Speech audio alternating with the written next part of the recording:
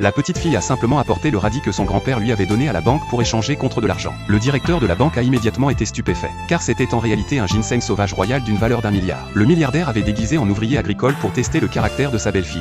Il s'était rendu à la fête de célébration du premier mois de son petit-fils. Mais sa belle-fille, voyant sa tenue modeste, l'avait regardé avec mépris. Le milliardaire a alors sorti un sachet contenant du ginseng royal d'une valeur d'1 milliard. Cependant, sa belle-fille, qui ne savait pas reconnaître la valeur du produit, a déclaré que c'était des ordures. Le milliardaire a expliqué qu'il avait cultivé ce ginseng lui-même, et qu'il en avait apporté 4 ou 5 kilos pour leur faire du bien. La belle-mère a rétorqué que le ginseng se vendait au poids, et qu'aucun ginseng ne se vendait en kilos. En voyant l'apparence du produit, elle a affirmé que c'était des radis séchés et a demandé à ce qu'il les emmène. Le fils a insisté que c'était un geste d'attention de la part de son père, et a espéré que sa belle-mère accepterait. Cela a rendu la belle-fille furieuse. Elle a déclaré qu'un tel radis ne serait même pas digne de ses plats. Voyant l'insistance du milliardaire, elle a décidé de cuisiner le radis pour le lui servir. Le milliardaire a affirmé que c'était un produit très nourrissant, et que le consommer comme un simple plat pourrait provoquer des saignements de nez, sachant que son beau-père était directeur du service des achats du groupe.